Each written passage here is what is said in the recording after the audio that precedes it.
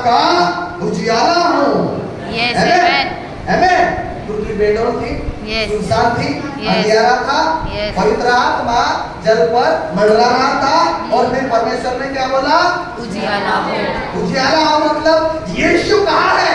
Amen. Wow. आमेन। क्योंकि वही संसार का उजियाला है।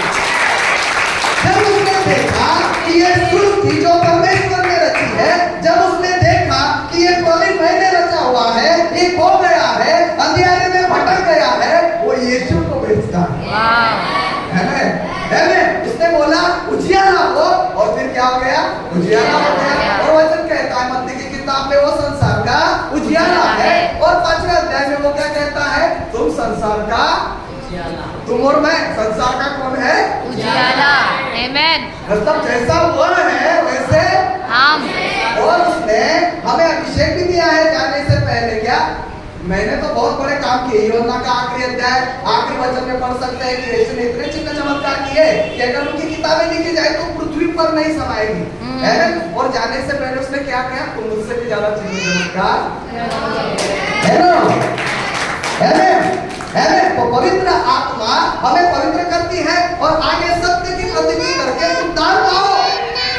प्रभु की ये उद्देश्य है, प्रभु का ये उद्देश्य है, प्रभु की ये मनसा है, प्रभु की ये इच्छा है कि सारे जगत का उद्धार हो। आमेन। सारे जगत का उद्धार हो। वचन में क्या लिखा है? यूहन्ना 3:16 क्या लिखा है? परमेश्वर ने जगत से, हिंदुओं से, मुस्लिम से, क्रिश्चियन से, बुद्धिस्ट से, पावनी से, स्त्री से, पुरुष से नहीं, परमेश्वर ने जगत से ऐसा प्रेम किया। वो हरेक से प्रेम करता है, वो चाहता है हरेक का उद्धार हो जाए। लेकिन प्रभु का वचन कहता है मेरी भेड़ें मेरी आवाज को सुनती है। अगर आप प्रभु की भेड़ें हैं, यीशु अगर आपका चरवाहा है, उसकी आवाज को सुनकर आप प्रतिक्रिया दोगे। आमेन। आमेन। तो प्रभु चाहता है कि हरेक का उद्धार हो, लेकिन जो उसकी आवाज को सुनकर प्रतिक्रिया देती है वो उसकी भेड़ बन जाती है। आमेन।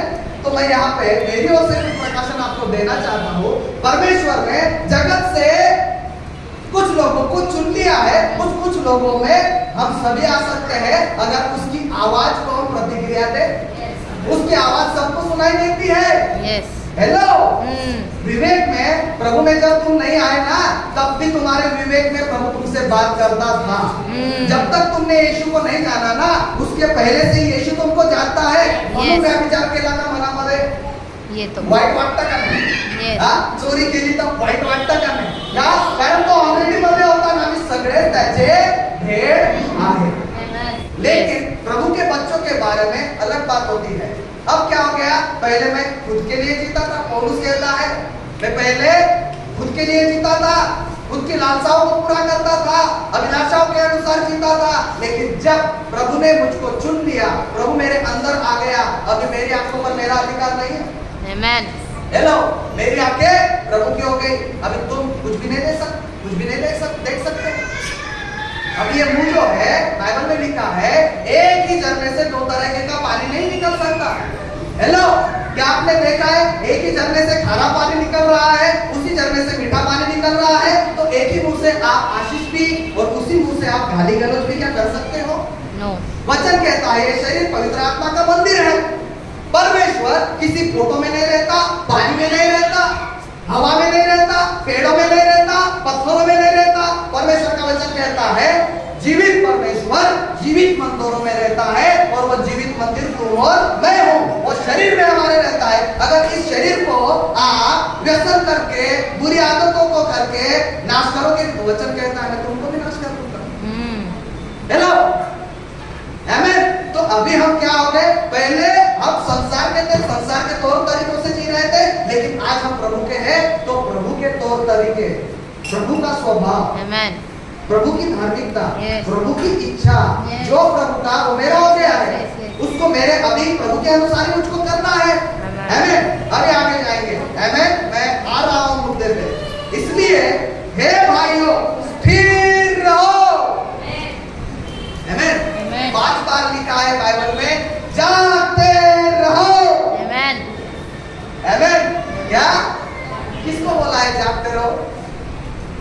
जी। सोना जाए। हम्म 10 कुमारियां बुद्धिमान थी, लेकिन जब टाइटल लिखा गया है, टाइटल हमेशा बाद में लिखते हैं, है ना? है ना? तो वहां पे टाइटल क्या लिखा है? 5 मूर्ख और 5 बुद्धिमान। मूर्ख। बुद्धिमानों से लोगों के मूर्ख कैसे बन गए? हाँ क्योंकि वो जागृत नहीं रही। हम्म है ना?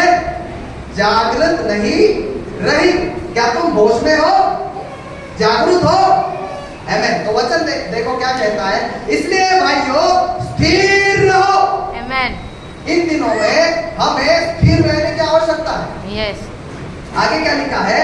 और जो जो बातें तुमने चाहे वचन चाहे या पत्री के द्वारा हमसे सीखी है, उसे थामे रहो। आमेन। पकड़े रहो, छोड़ना नहीं। Amen. एक एडवर्टाइज होती क्या नहीं सुनी? आता होता का? देखी कौन सी? छोड़ना नहीं, पकड़े रहो तो साथ। हाँ हेलो, हमें भी पकड़े रहना है, आमेन। हमें भी स्थिर रहना है। आमेन। कहाँ पे हमें स्थिर रहना है भाई? किसको हमें पकड़े रहना है? हमें स्थिर रहना है प्रार्थना में, आमेन। हमें स्थिर रहना है उसके वचनों में, यस। हमें स्थिर रहना है पवित्रता में, धार्मिकता में, शुद्धता में। इस संसार का राजकुमार शैतान आपको गिराना चाहेगा। प्रभु का वचन कहता है वो कभी सोता नहीं, वो कभी उठता नहीं। वैसे ही शैतान कभी सोता नहीं। प्रभु हमको बचाना चाहता है, शैतान हमको नाश करना चाहता है। यस। चोर आया केवल चोरी, घात और नाश करने के लिए, लेकिन परमेश्वर आया जीवन देने के लिए। हमें जीवन देने, और वो भी बहुत आया जीवन देने। आमेन। आज हमको चुनाव करना है, हम किसका सुनते हैं? यस। आज हमको चुनाव करना है, हम किसकी आवाज को प्रतिक्रिया देते हैं? प्रभु चाहता है हम स्थिर रहे, उसके पीछे हम चले, उसकी वाणी को हम सुने। जो वो बोलता है वही हमें करना है, और वो जो नहीं बोलता हमको त्यागना है। यस। हमें रोज मरना है, पौलुस कहता है। क्या तुम रोज मरते हो? Yes. अपनी इच्छाओं के लिए, कामुकता के लिए, व्यसनों के लिए, बुरी आदतों के लिए, क्या आप रोज मरते हो? यस। है ना?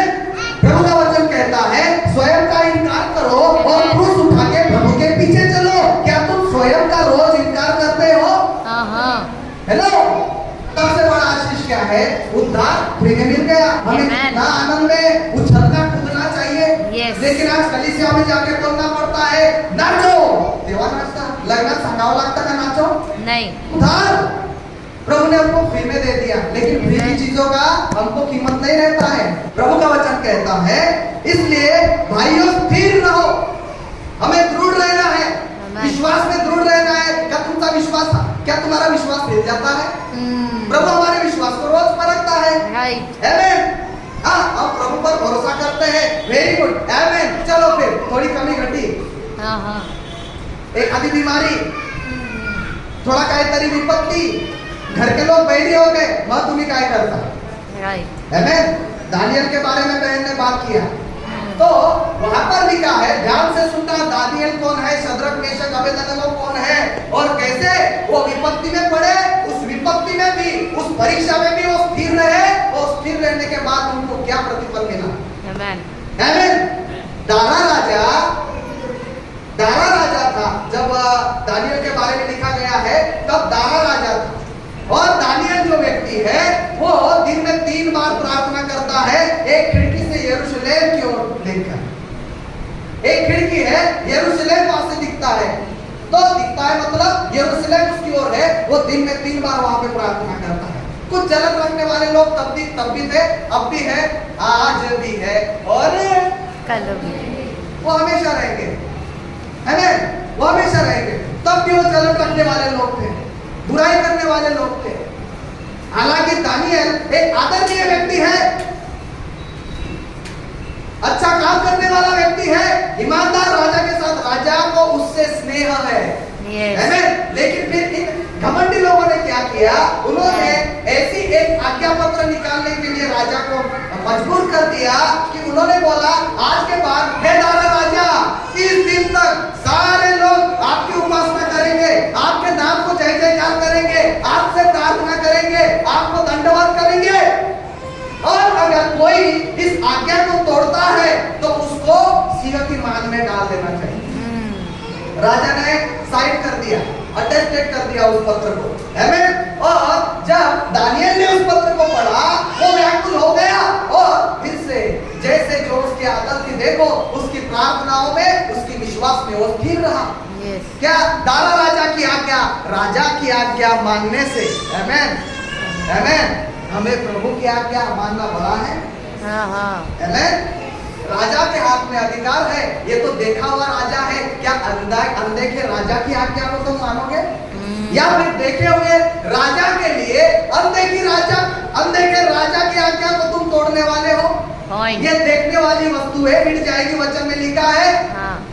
हेलो, ये सब मिट जाएगा, लेकिन अनदेखा राजा और उसका राज दरबार सिय्योन देश सदा बना रहेगा। आप इसलिए जीना चाहते हो संसार में, ये बात मायने रखेगी और यही आपका अंत भी निर्धारित करेगी। बहुत विश्वासी, वचन में लिखा है, बहुत से धर्मी नरक में डाल दिए जाएंगे और बहुत सारे अधर्मी जनरल डब्यामध्ये गर्दी करून येऊन जातील त्या चोरासारखे शेवटच्या दिवशी। हेलो, बहुत सारे प्रभु के बच्चे नरक में चले जाएंगे जो अंत तक स्थिर नहीं रहेंगे। वचन में लिखा है, जो अंत तक, जो अपने प्राण को खोएगा वो अपने प्राण को बचाएगा, और जो अपने प्राण को बचाएगा वो से खोएगा।